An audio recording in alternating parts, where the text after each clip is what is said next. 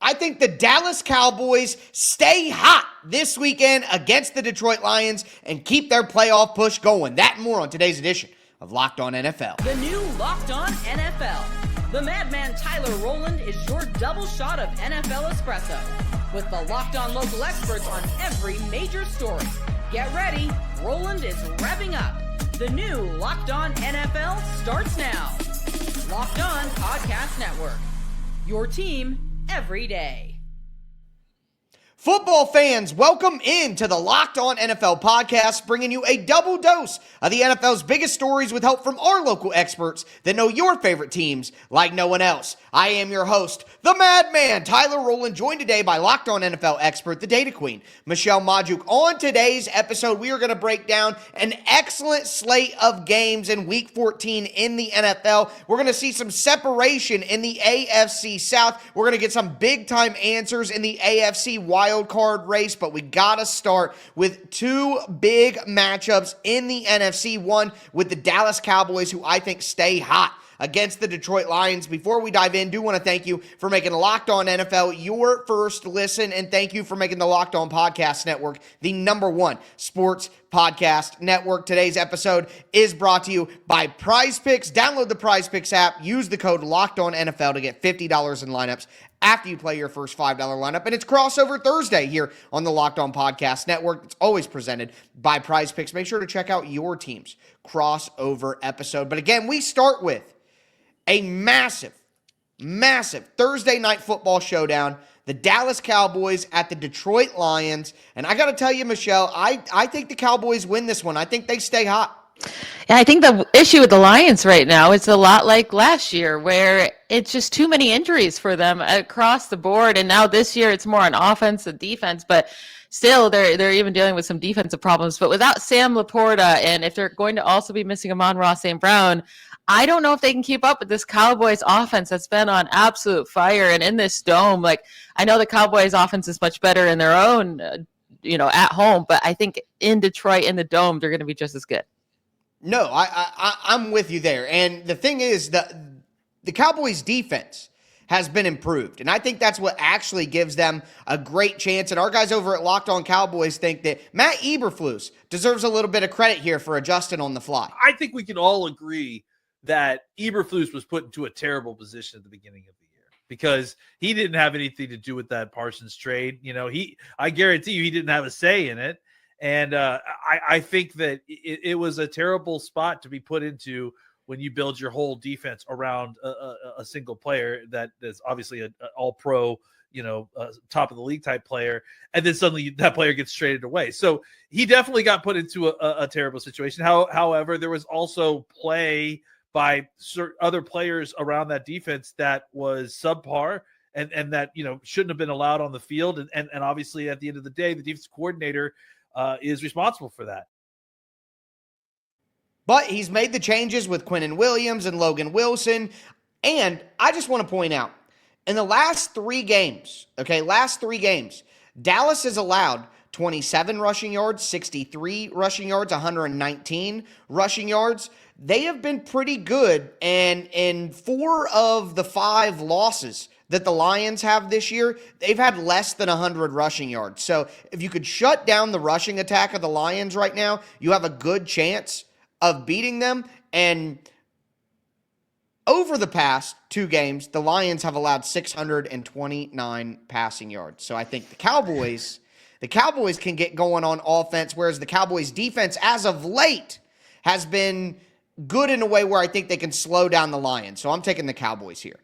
Yeah, I do think the Cowboys' run defense has definitely improved with Quinnen Williams. My whole thing, though, is let's see it against a really good rushing team.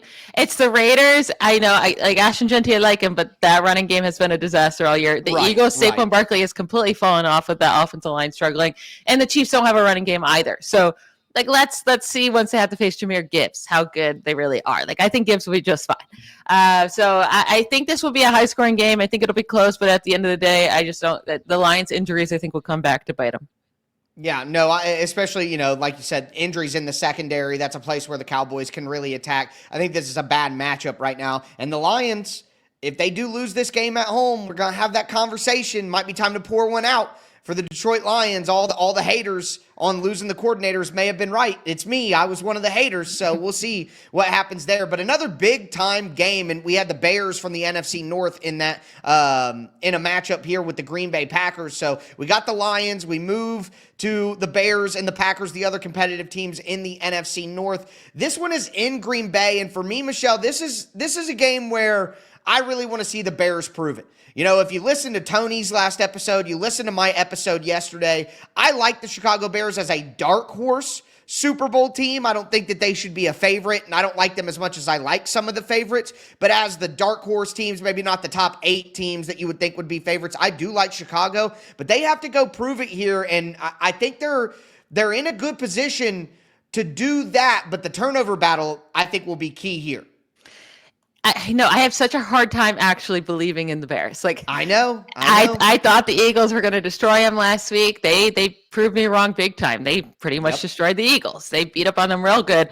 The Packers are also a hard team to trust, but they did their thing against the Lions in Detroit last week as well. Both games were away for both the Bears and the Packers. They proved that they could take down a good opponent. If the Bears can go into Green Bay this week and win, we're going to have to start taking them a lot more serious. But I think the Packers will handle it at home. I think the Packers will end up taking over that division. So, yeah, maybe the Bears will keep proving me wrong, but I just don't trust Caleb Williams enough.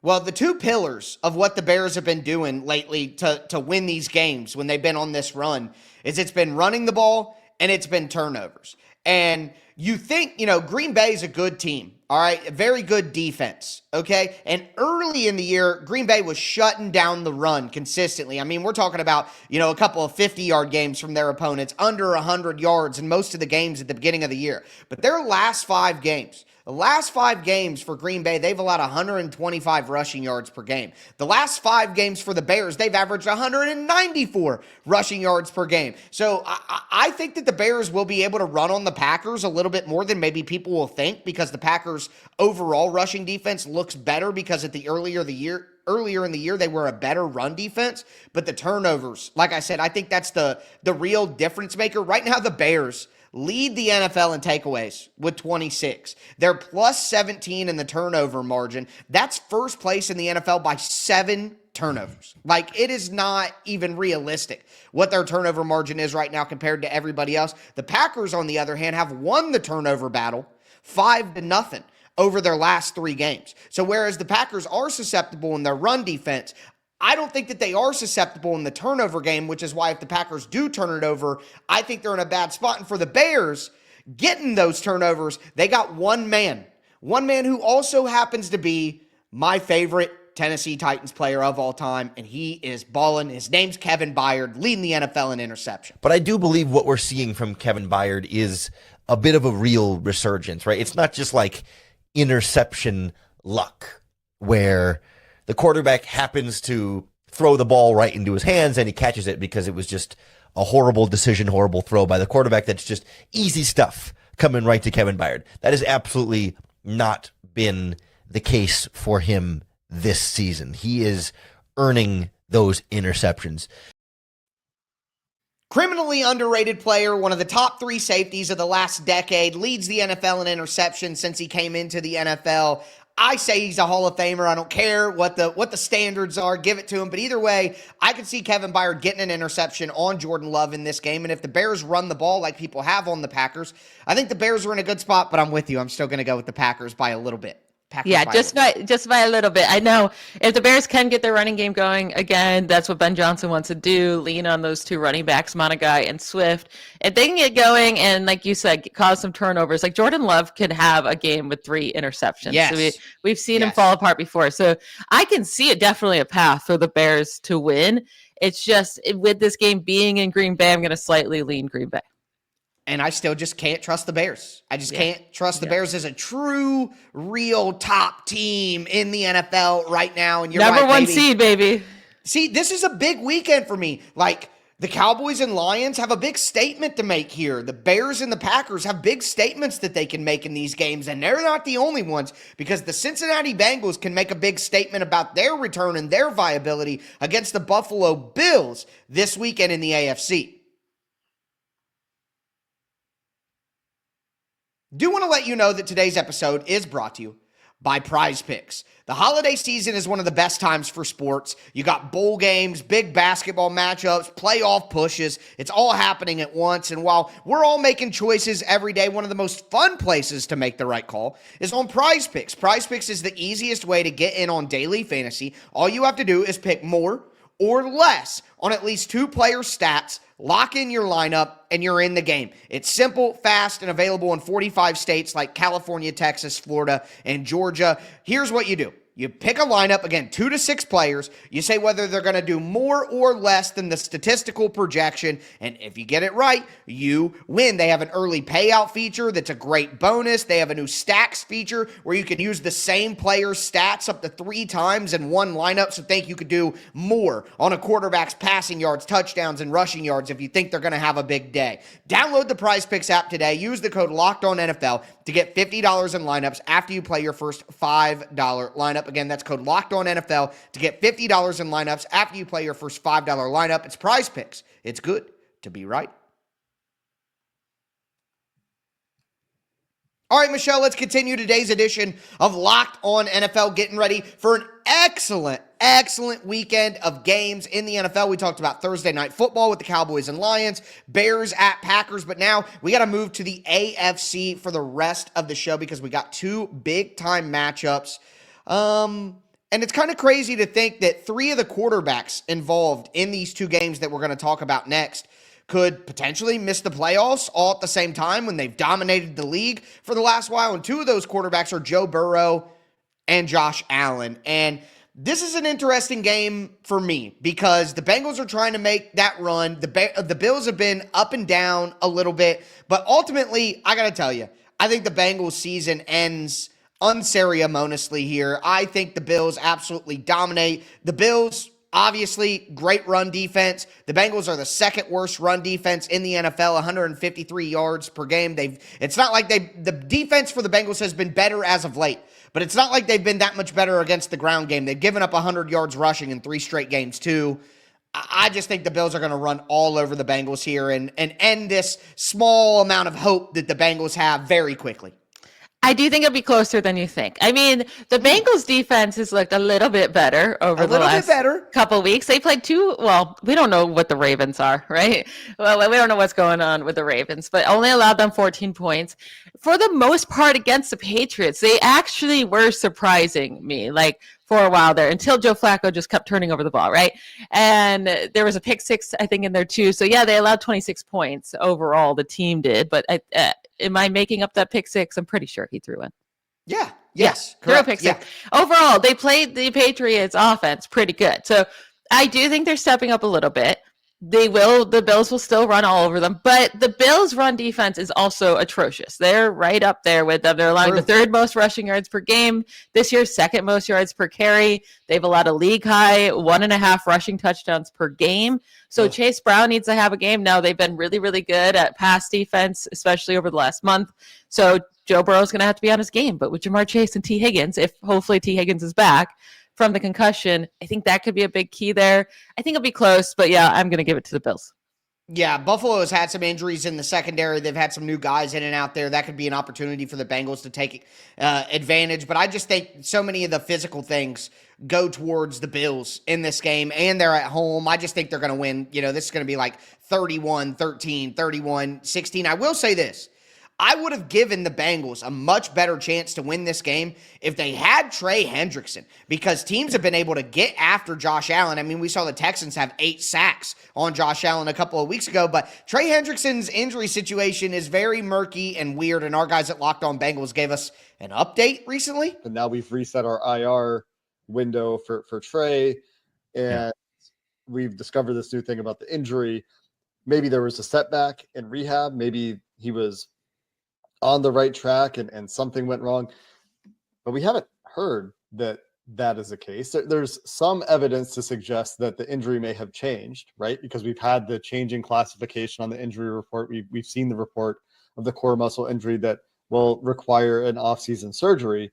But the reason that there are so many questions is that we haven't heard that cut and dry answer from anyone related to the team, from Trey, from his camp.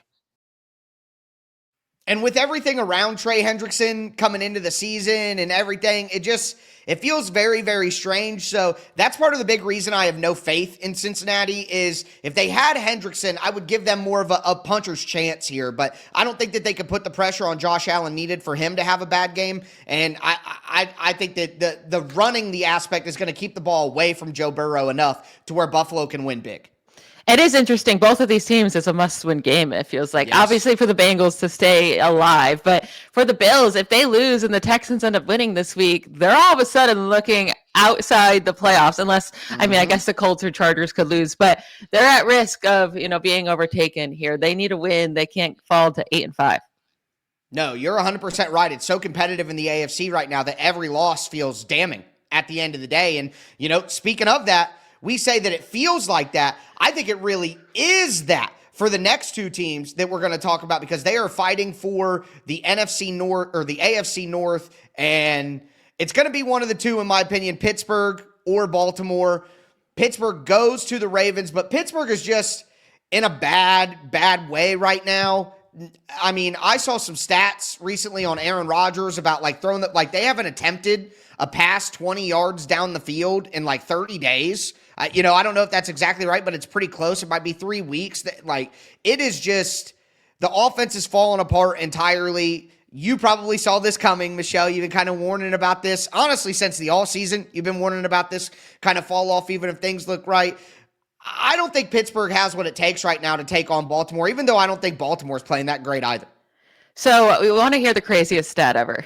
It's been 64 straight games for the Steelers of scoring 7 or fewer points in the first quarter.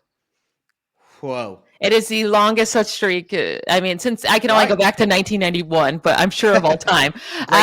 Great year. Yeah, I was also born in 1991. Let's go. 91 babies. But yeah, it's just such a pathetic stat. Now, I'm going to say the Steelers will win this game. I know the Steelers so well. This is exactly what I said when they're going into the Colts game. When it gets to this point where everyone's down on the team, where everyone's down on Mike Tomlin, calling for him to get fired, he will win the game. They're going to win this game. It's just going to happen. That's just what I'm going to say. I have no actual statistical reasons behind it. It's just when they win the games is at these moments.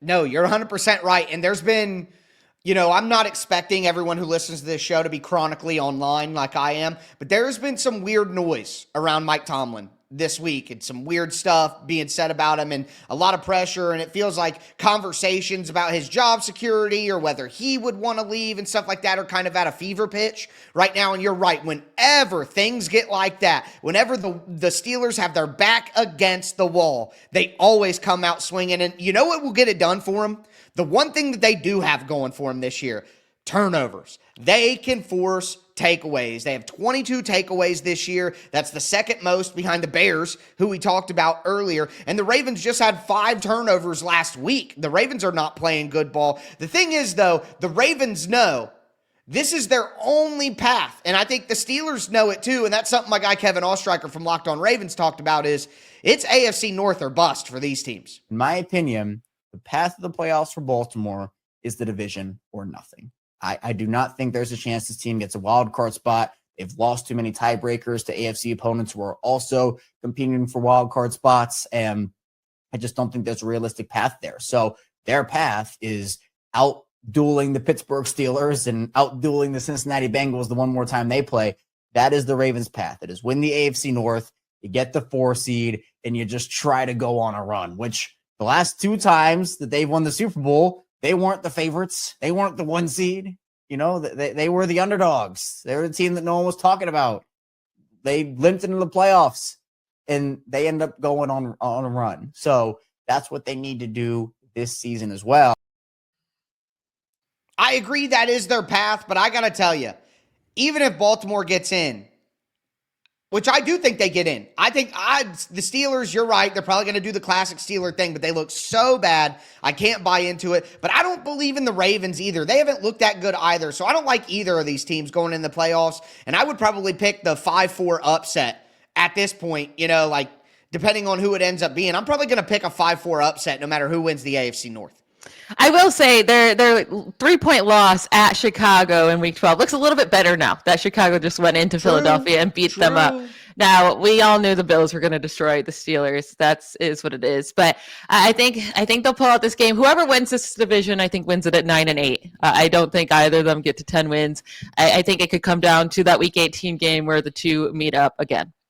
Well, my guy Jake Lisco from Locked On Bengals was reminding me earlier this week that mathematically speaking, it is likely that someone wins the AFC North with only 8 losses when I was saying that I think you probably got to get to 10 wins to win that division. So it'll be interesting to see how that plays out and if the Bengals can kind of keep themselves alive with the 8 wins and run the table here. But very interesting to watch the AFC North going forward through this week. But quite frankly, that might not be the most interesting division to watch. I think the most interesting division to watch is the AFC South. What? Yes, the AFC South.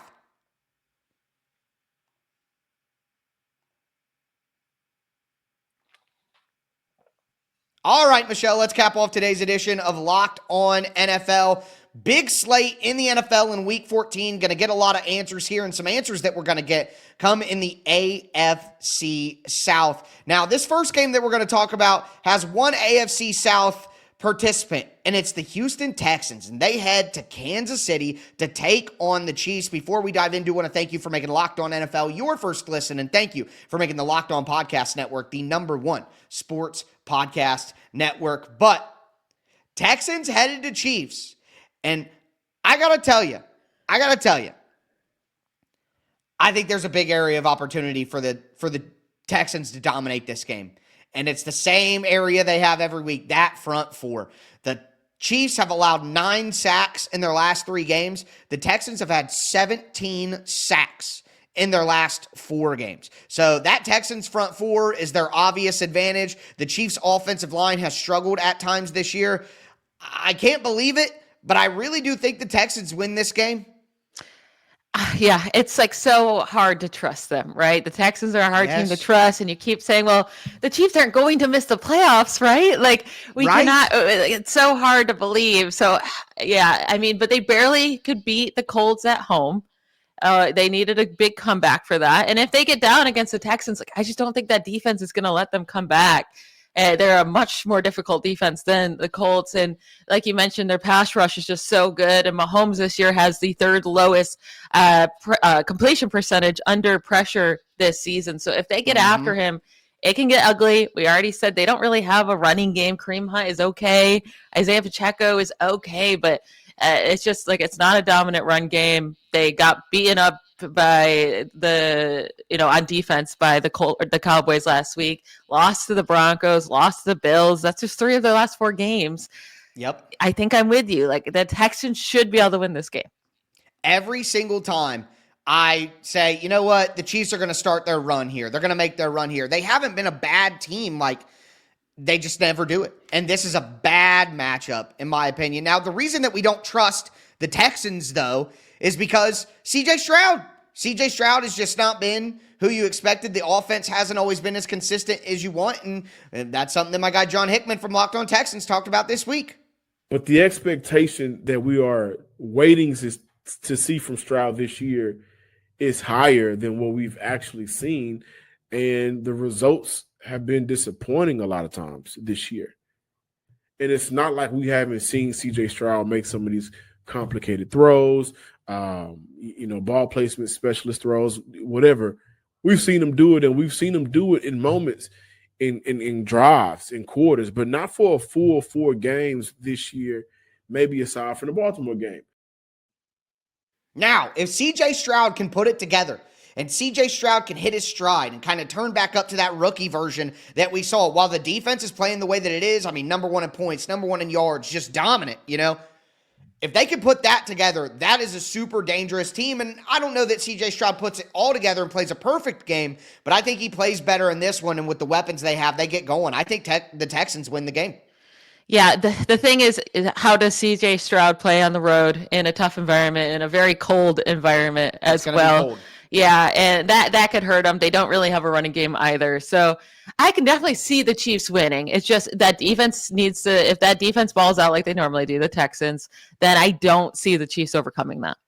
Yep, that's the real big issue. That's the real big advantage. But that would keep the Texans alive in the AFC South, where the other game that we have to discuss in the AFC South is the Indianapolis Colts at the Jacksonville Jaguars. Both teams 8-4, tied for the top. Jacksonville has the tiebreaker right now on Indianapolis because their division record is good, but neither of these teams have played each other yet, and they have two matchups here in the final couple weeks of the season to determine things. I got to tell you, my instinct when the Colts are kind of falling apart here lately is to blame Daniel Jones, right? That's the easy thing to do is Daniel Jones. But our guys over at Locked On Colts will tell you, at least last week, Daniel Jones was not the problem. I think Daniel Jones played good enough football to win this game. And I really want to add him to that group, especially with the context of what he's playing through with that fracture in his leg. You could see there's some limitations. There's some mobility issues. But I thought he played a pretty good football game. Certainly there were some completions you want to have here and there that were missed. And there were, the offense in general was a bit sluggish to start the game. But I thought he made a couple of his best throws of the season, including a couple of just outstanding shots to Josh Downs in this game. I thought they had a beautiful pass to the back of the end zone to Alec Pierce, where Pierce got up and got his feet down. And I thought he played some pretty fearless football against one of the best defenses in the league. So I think Jones played better than I gave him credit for yesterday on the squad show. And I think he was certainly not a reason they lost this game. You know why they lost the game? You know why they lost their last 3 games that they've lost? Because they can't run the ball. Last 3 losses for the Colts, 55 rushing yards, 74 rushing yards, 86 rushing yards. And you know who has the number 1 run defense in the NFL? Crazy to say, but it's the Jacksonville Jaguars at 82 yards per game. Jacksonville can stop the run, and if you stop the run, they're going to be able to get after you with Josh Hines-Allen and some of that pass rush. They do some exotic stuff. They got a lot of multiple coverages. They do a lot of match coverages where they show zone, and as the patterns reveal themselves, they turn it into man and take things away.